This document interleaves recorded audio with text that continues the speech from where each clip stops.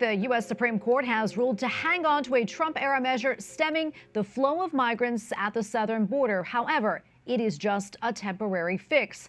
Title 42 was set to expire today. On Monday, Chief Justice John Roberts blocked an order that would lift the policy, but it is a stopgap measure. Around 2,000 migrants are still entering in some parts of Texas. Had Title 42 been lifted today, officials believe that number could be double. Border Patrol agents in El Paso, Texas, were bracing for 20,000 migrants. Joining us tonight is Rodney Scott, former chief of the U.S. Border Patrol and senior fellow at the Texas Public Policy Foundation. Rodney, welcome. Thank you so much for joining us today. A lot to unpack here, but first, did this temporary stay, did it ease the situation down there at all? And does this mean any sort of respite for our Border Patrol agents?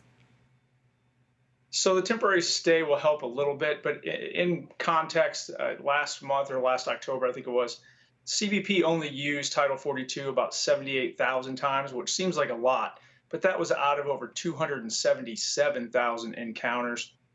So it helps a little bit, but the crisis continues today, even with Title 42 in place. Yeah, and as we mentioned, you are the former chief of the Border Patrol. That is the highest ranking position, if folks don't know that. Did you ever see conditions like the one the agents are facing right now? What are they really up against? No, I've never seen anything like this before. This administration really unsecured the border. So over my 30-year career, every single administration, regardless of party, was systematically improving border security. We were getting better and better. We're making it harder for the cartels to operate, not just illegal immigration. But what happened now is basically through the open border policies of this administration, we've provided the cartel an endless flow of human beings to use as a distraction to overwhelm Border Patrol so that the cartel can create holes in border security and bring across the narcotics, the criminals that don't want to surrender to a Border Patrol agent. They're overwhelmed, the morale is tanked out, and very few of the Border Patrol agents are actually in the field now. They're just stuck inside processing. Yeah, and it makes it so hard for them to do their jobs and effectively. Talk to us a little bit about that. Yeah, so every day, people forget, but law enforcement in general is on the clock 365 days out of the year, 24 hours a day.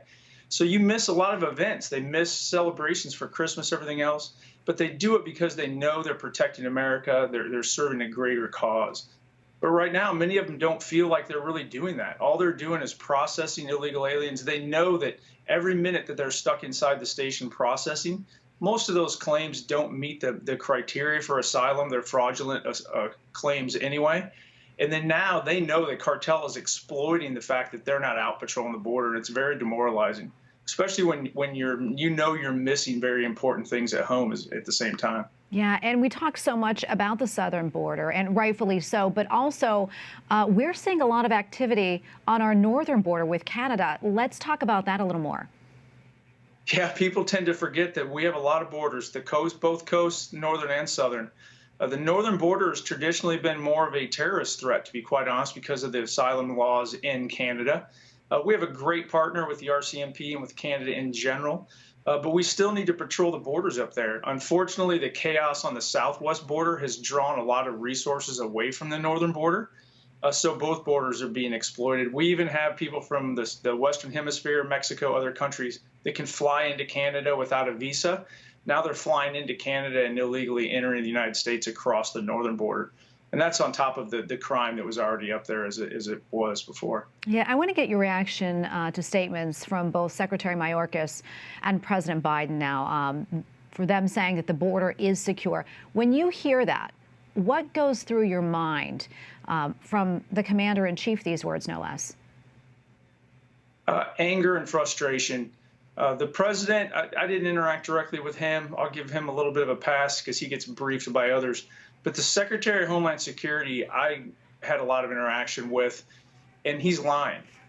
I know for a fact he knows the border is not secure, that it's less secure than it's probably ever been in the history of our country, but yet he still goes out and makes those statements. I don't use that term lightly.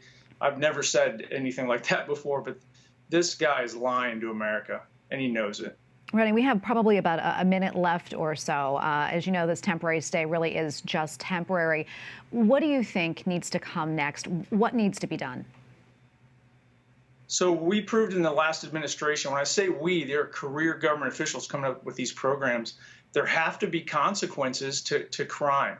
There has to be a consequence to illegal entry. And as long as you make sure that a judge hears people's asylum claim before they get into the United States, 90% of the fraud, the fake claims go away. We were able to control the border with the Remain in Mexico program, with asylum cooperative agreements, and simply by pressuring Mexico to enforce their own laws and not allow these people to mass on the border between Mexico and the United States. This isn't overly complicated. This administration just refuses to use any of those tools that are available to them. Rodney, thank you so much for your time and for your expertise. We really appreciate it. And Merry Christmas to you.